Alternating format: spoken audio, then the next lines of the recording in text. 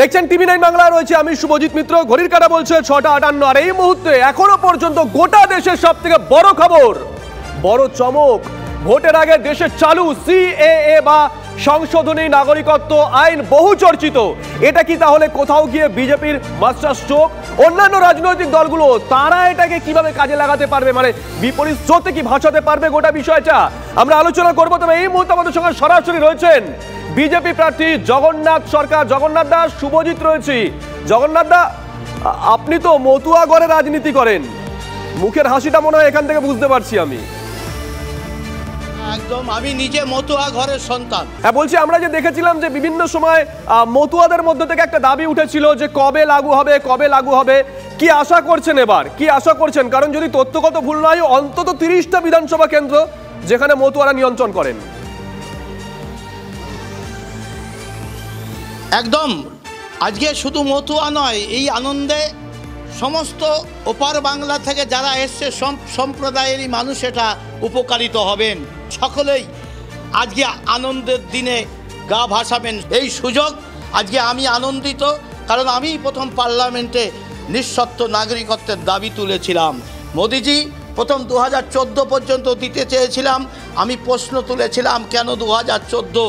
আজকে দ্বিজাতি তত্ত্বের দেশভাগ, ওপার বাংলার যারা স্বাধীনতা সংগ্রামী বিনয় বাদল, দীনেশ সূর্য সেন থেকে শুরু করে প্রীতিলতা ওয়াদ্দেদার, গণেশ ঘোষ, কেউ জেল খেটেছে, কারা জীবন দিয়েছে, তাই অত্যাচারিত হয়েছে, তাদের উত্তরসূরিদের কি অপরাধ যে 2014 পর আজকে দ্বিজাতি তত্ত্বের দেশ ভাগ হওয়ার পর ওদেশ থেকে এদেশে তারা কেন নাগরিকত্ব পাবে না? আজকে ভাগের সত্য অনুসারেই এদেশে তাদের অধিকার রয়েছে। তাই জগন্নাথ বাবু, একদম ছোট করে একটা প্রশ্ন। গতকাল তৃণমূল কংগ্রেস আপনার বিরুদ্ধে প্রার্থী ঘোষণা করেছে। তিনিও মতুয়া গড়ে রাজনীতি করেন, তিনিও মতুয়া মুখ। তিনি একটা সময় আপনাদের সতীর্থ ছিলেন, আপনাদের দলে রাজনীতি করতেন, বিধায়ক হয়েছিলেন, আজকে আপনার প্রতিপক্ষ। দেখুন, মতুয়ারা সব বিজেপির সঙ্গেই আছে। একই ঠাকুর বাড়িতে মমতাবালা ঠাকুর এবং শান্তনু ঠাকুর দাঁড়িয়েছিল। আজকে ধর্মের দিক থেকে তিনি সবচাইতে প্রতিষ্ঠিত ধর্মগুলো ছিল বিনা পানি মাতা। তিনি কিন্তু মমতাবালাকে সমর্থন করলেও শান্তনু ঠাকুর জিতেছিল। মতুয়াদের জন্য বিজেপি একমাত্রভাবে তাদের নাগরিকত্বের কথা বিজেপি ভেবেছে বলে আজকে মতুয়ারা বিজেপির সঙ্গে আছে। বিজেপিতে থেকে কোনো মতুয়া যদি তৃণমূলের স্বার্থ সিদ্ধির জন্য যায়, তাকে গদ্দার বলেই চেনে, তাই তাকে তার পাশে একজন মতুয়া দাঁড়াবে না। বুঝতে পেরেছি, অসংখ্য ধন্যবাদ আপনাকে জগন্নাথ বাবু, অসংখ্য ধন্যবাদ আপনাকে। আমরা দেখাচ্ছিলাম ঠাকুর বাড়ির ছবি, মতুয়াগঞ্জ, সেখানে মতুয়ারা রাস্তায় নেমে এসেছেন, মিষ্টি মুখ করছেন, তারা আনন্দে ভাসছেন তারা। যাবো, তবে রাজ্যের মুখ্যমন্ত্রী মমতা বন্দ্যোপাধ্যায় সাংবাদিক বৈঠক করেছিলেন একটু আগে, কি বলেছেন শোনাবো। কোশ্চেন হবে না তো যে তার মানে আগে যে সুযোগগুলো তারা পেতেন সেটা সব অবৈধ হয়ে যাবে, সেগুলো বৈধ হবে না। তাহলে এতদিন ধরে মানুষ যে সুযোগ পেয়ে আসছিল, তাদের ভোটেই তো প্রধানমন্ত্রী নির্বাচিত হয়েছে, তাদের ভোটেই তো চিফ মিনিস্টার নির্বাচিত হয়েছে। সেই ভোটের কোনো মূল্য নেই, সেই নাগরিকত্বের কোনো মূল্য নেই। যারা এখানকার নাগরিক তাদের নাগরিকত্ব ক্যান্সেল করা হয়, তাহলে কিন্তু আমরা কেউ চুপ থাকবো না, আমরা স্ট্রংলি এটা প্রতিবাদ করব। এই মুহূর্তে আমার সঙ্গে রয়েছেন অতিথিরা, কে কে রয়েছেন চট করে পরিচয় করে দিই। রাজপুত্র চন্দ্র রয়েছেন, অভিনেতা, স্বাগত আপনাকে। কাজী মাসুম আক্তার, শিক্ষাবিদ, স্বাগত। চয়ন ভট্টাচার্য রয়েছেন বামেদের তরফ থেকে, ঝন্টু বড়াইক রয়েছেন বিশ্লেষক। বাইরে থেকে আমাদের সঙ্গে রয়েছেন কংগ্রেস মুখপাত্র, কংগ্রেস নেতা অভিষেক ব্যানার্জি। অভিষেক, আপনাকেও স্বাগত। একে একে যাই, আমরা একে একে যাই। ঝন্টু বাবুর কাছে একটু যাই। ঝন্টু বাবু, এটা কি মানে স্ট্রোকটাকে কি দেখছেন? মাস্টার স্ট্রোক বলবো, বলা যায় না? অতি অবশ্যই একটা মাস্টার স্ট্রোক। তবে আমি তোমায় বলি, দেখো এখানে যেমন ইনক্লুশনের কথা বলা হচ্ছে, কিন্তু প্রত্যেকটা বিলের কিন্তু একটা ইনার স্পিরিট থাকে শুভজিৎ। ইনার স্পিরিট এটা যে ভারতবর্ষের সংবিধান কিন্তু এই সিএ সংশোধনীটার কিন্তু আড়ে আসছে। আমি কি করে বলছি, দেখো এখানে যে ক্লজগুলো আছে ভারতবর্ষের, বিশেষত 11, 14, 15, 22 এই ক্লজগুলো, বিশেষ করে 14 এবং 15, যে 14 নম্বর ক্লজে যেখানে বলা হচ্ছে যে আমরা নাগরিকত্বের অ্যাসপেক্টটা দেখছি হচ্ছে সাম্যের, ধর্মীয় এবং লিঙ্গের সাম্য। 15 নম্বর ক্লজটা কিন্তু পরিষ্কার বলা হচ্ছে প্রত্যেকটা নাগরিকের প্রতি বৈষম্যহীন একটা আচরণ করা। এই দুটো কিন্তু ক্রস হয়ে যাচ্ছে এই আইনটায়। আমি বারবার বলছিলাম বেশ, যে আসবো। এখানে statement of the objects and reasons এটা কিন্তু নেই এই আইনটার মধ্যে, এটা আমার বিশ্লেষণ এটার মধ্যে। কিন্তু তারপরে আমি বলছি এটা কিন্তু ইনক্লুশন নট এক্সক্লুশন, এখানে কিন্তু বাতিলের কথা বলা হয়নি। বাবু, আমরা আলোচনা চালিয়ে নিয়ে যাবো। পাশাপাশি যারা প্রার্থী লোকসভা নির্বাচনে তাদের সঙ্গে আমরা কথা বলছি। জুন মালিয়া এই মুহূর্তে আমাদের সঙ্গে রয়েছেন, তৃণমূল কংগ্রেস প্রার্থী। জুনদি, গতকাল আপনার নাম ঘোষণা করা হলো এমন একটা জায়গা থেকে যেই লোকসভা কেন্দ্রের অন্তর্গত একটি বিধানসভায় আপনি রয়েছেন, আপনি বিধায়ক। দল আস্থা রেখেছে, এই আস্থাটা ভারী হবে না তো?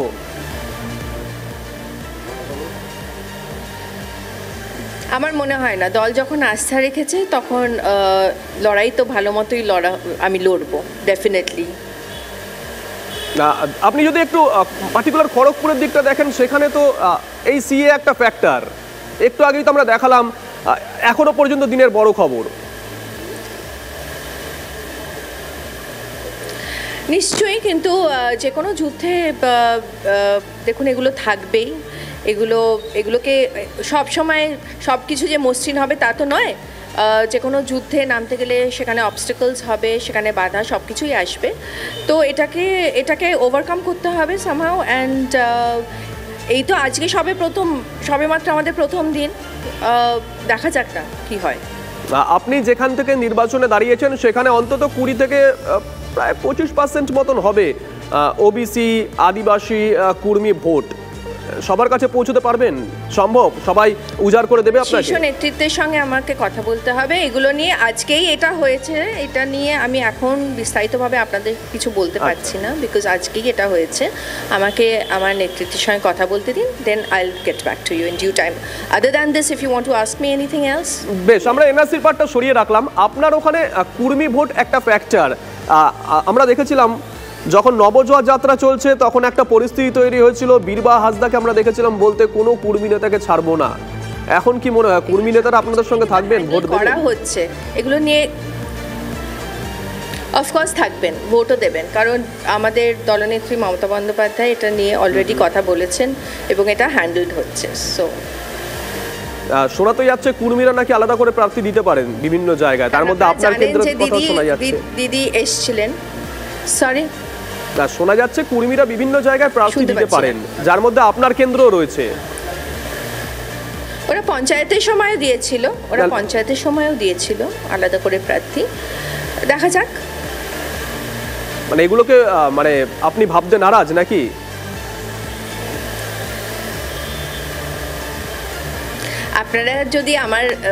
আপনারা যেটা শুনতে চাইছেন সেটা হয়তো, যেটা আমি বলছি সেটা হয়তো আপনার ভালো লাগছে। আপনার আত্মবিশ্বাস ধরা পড়ছে আপনার কথায়। আমার আত্মবিশ্বাস তো থাকার দরকার, তাই না? এত বড় একটা যুদ্ধে নেমেছি, আত্মবিশ্বাস থাকবে না? এটা কি ধরনের কথা? অবশ্যই। অসংখ্য ধন্যবাদ আপনাকে, অসংখ্য ধন্যবাদ। কারণ আমাকে একটু যেতে হবে। Thank you so much. Thank you. Debjit Sarkar বিজেপির তরফ থেকে আমাদের সঙ্গে আলোচনায় যোগ দিয়েছেন। আমরা একে একে যাই। চয়নদার কাছে একটু যাই। চয়নদা, আপত্তির জায়গাটা কোথায়? আপত্তির জায়গাটা হচ্ছে এমনিতে যেটা ঝন্টু বললেন, উনি বিশ্লেষণটা সঠিকভাবেই করেছেন। সাংবিধানিক দিক থেকে বিশ্লেষণ করলে এটা নাগরিকদের মানে সাম্যর দৃষ্টিভঙ্গিতেই নাগরিকত্বের বিষয়টি দেখা উচিত আর বৈষম্যহীন আচরণ করা উচিত। এটা সাংবিধানিক নির্দেশ। এটার বাইরে কিছু হলে, ধর্মীয় মেরুকরণের চেষ্টা হলে, যেটার ভয়ঙ্কর বিপজ্জনক প্রবণতা দেখা গেল এই জগন্নাথ সরকারের কথার মধ্যে, তাঁর কথা অনুযায়ী আমার পাশে যিনি দাঁড়িয়ে আছেন তার মাতৃভূমি এটা নয়,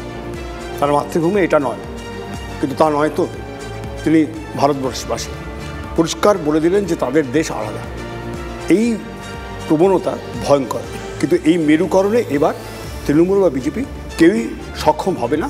আমরা সর্বশক্তিতে প্রতিরোধ করব, এটুকু আপনাকে এখন জানিয়ে রাখলাম। আমার পার্টির পলিট ব্যুরো মিটিং চলছে, মিটিংয়ের মাঝখানেই আমাদের রাজ্য সম্পাদক যিনি পলিট ব্যুরোর সদস্য তিনি বিবৃতি দিয়েছেন। এবার আমরা পরিষ্কার কথা বলে রাখছি, আগের বার মানুষ বিভ্রান্তির পাদে ফাঁ দিয়েছেন, এবার আর দেবেন না, কারণ মেরুকরণের চেষ্টা চলছে। আগের বার মানে আপনি কোন বারটা ইঙ্গিত করলেন মোটামুটি পরিষ্কার। আসবো, একে একে আলোচনা চালিয়ে যাবো। কাজী মাসুম আক্তার, মানুষ হিসাবে, ক্ষতিগ্রস্ত ব্যক্তি হিসাবে যদি ওরা ভারতবর্ষে স্থান লাভ করে, আন্তর্জাতিক শরণার্থী আইন পরিষ্কার করে বলেছে, আমেরিকাতে অ্যাসাইলাম বলে একটা নিয়ম আছে, ল আছে। অত্যাচারিতরা যদি অন্যায় করে ঢুকে যায় আমেরিকায়, বিচারালয় যদি মনে করে তার এই ঢোকার পেছনে কোনো নৈতিক মানবিক বিষয় আছে, তাকে আমেরিকার নাগরিকত্ব দেওয়া হয়।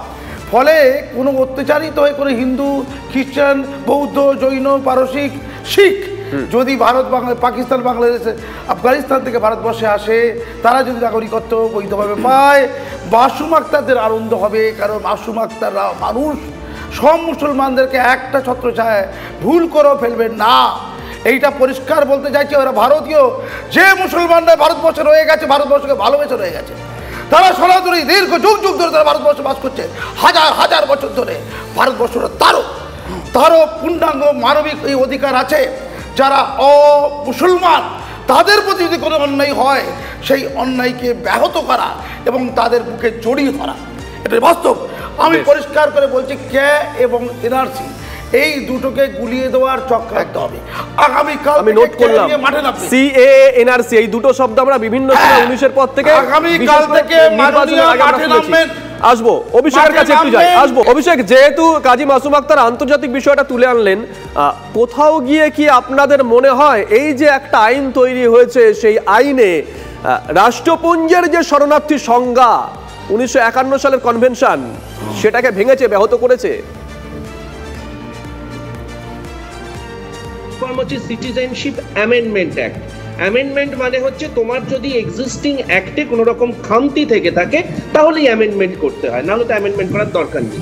তাহলে খামতিটা কি ছিল? খামতিটা অ্যাকর্ডিং টু আমার এখনকার সরকারের কথা অনুযায়ী 14 বছরটা কমিয়ে 6 বছর করা হলো এবং 3টে দেশ করা হলো। আন্তর্জাতিক প্রশ্নে একদম ঠিক একটা জেনেভা কনভেনশন বলে বস্তু আছে, ওখানে বলা হয়েছে যে ঠিক যেভাবে মাসুম আক্তার বললেন, ধর্মীয় পারসিকিউশনটা একমাত্র পারসিকিউশন না, ভাষার পারসিকিউশনও পারসিকিউশন হতে পারে।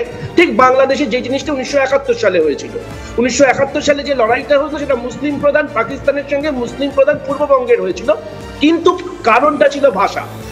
যাই হোক, ওইদিকে যাচ্ছি না, আমি তোমার একদম রিসেন্ট কথা বলছি। মণিপুরের লড়াইটা কি নিয়ে হচ্ছে বলো তো সমস্যাটা? বিজেপির ঘোষিত কথা হচ্ছে মায়ানমার থেকে খ্রিস্টানরা ঢুকে এসে আমাদের ডেমোগ্রাফি নাকি বদলে দিয়েছে। কেন আমরা প্রথম দিন থেকে বলেছিলাম, বারবার বলেছিলাম যে শুধুমাত্র 3টে দেশ আমার প্রতিবেশী দেশ নয়, আমাদের দক্ষিণে একটা শ্রীলঙ্কা আছে, যেখান থেকে এলটিটির সময় অনেক হিন্দু এসছে, আবার অনেক বুদ্ধিস্টরাও এসছে, সেখানে লড়াইটা বুদ্ধিস্ট ভার্সেস হিন্দু। আবার মায়ানমার বলে একটা দেশ আছে, সেখান থেকে খ্রিস্টানদের সঙ্গে সেখানকার লোকেদের লড়াই আছে। এভাবে ধর্মের মাধ্যমে আলাদা করা যায় না। আক্রান্তের একমাত্র সংজ্ঞা আক্রান্ত। দেবজিৎ দা হাত তুলেছেন। প্রথমেই দুটো জিনিস ক্লিয়ার করা ভালো। প্রথমত, আমাদের পক্ষ থেকে, দেশের জনগণের পক্ষ থেকে, আমাদের মতন যাদের পূর্বপুরুষ ওপার বাংলা থেকে ধাক্কা খেয়ে এপারে আসতে বাধ্য হয়েছেন রিলিজিয়াস পারসিকিউশনের কারণে, শুধুমাত্র ধর্মীয় কারণে অত্যাচারিত হবার কারণে, তারা এই নোটিফিকেশানকে স্বাগত জানাচ্ছে, মোদী সরকারকে ধন্যবাদ জানাচ্ছে। এবং মোদিজি যে গ্যারান্টি দিয়েছিলেন 2019-এর বিজেপির যে গ্যারান্টি ছিল, যে কাগজ নিয়ে বিজেপি এসেছিল ভোট চাইতে, সেখানে পরিষ্কার করে এই কথা বলা ছিল যে বিজেপি ক্ষমতায় এলে সিএএ লাগু হবে।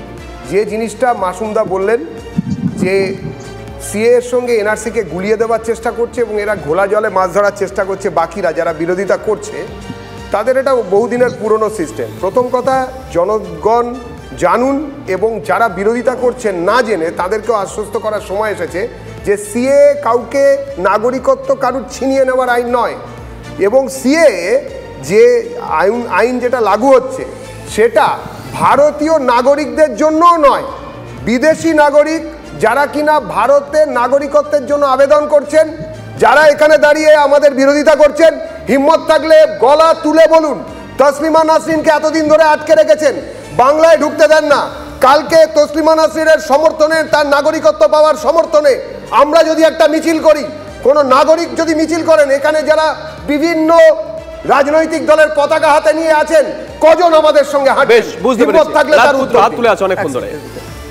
ভারতীয় জনতা পার্টির সমস্যা আমার যেটা মনে হয়, এনারা ইংরেজিতে একটা কথা আছে র্যামিফিকেশনস, এনারা র্যামিফিকেশনস বোঝেন না।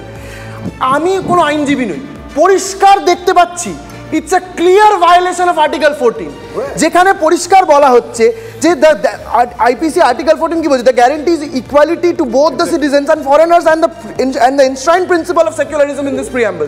তো এখানটাতে শুধুমাত্র তো দেশের দিয়ে উত্তর, দেশের বিষয়, দেশের নাগরিকদের বিষয় নয়, তো আমাদের কনস্টিটিউশন, আমাদের সেকুলারিজমটা আমাদের দেশের ক্ষেত্রে শুধুমাত্র প্রযোজ্য নয়, সারা বিশ্বের ক্ষেত্রে আমরা একটা এক্সাম্পল যে এত বড় ডেমোক্রেসি কি করে একটা সেকুলার কান্ট্রি হয়ে থাকতে পারে, সেইটাকে আঘাত করা হচ্ছে, সেইটাকে আঘাত করা হচ্ছে নেতৃত্বটা।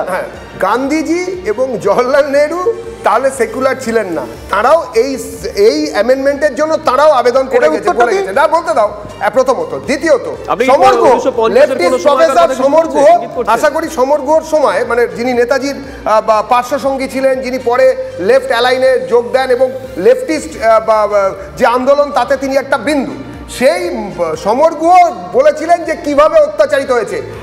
যদি জাম্বিয়া কিংবা নিকারাগুয়া কিংবা নেপাল বা ভুটান বা আরো মালয় দেশ থেকে যদি কেউ আমাদের দেশে আসেন, তাহলে তার জন্য যে সিএ আইন লাগু আছে অর্থাৎ সিটিজেনশিপ অ্যাক্ট অনুযায়ী তারা যেভাবে আবেদন করতে পারেন, পাকিস্তান, বাংলাদেশ এবং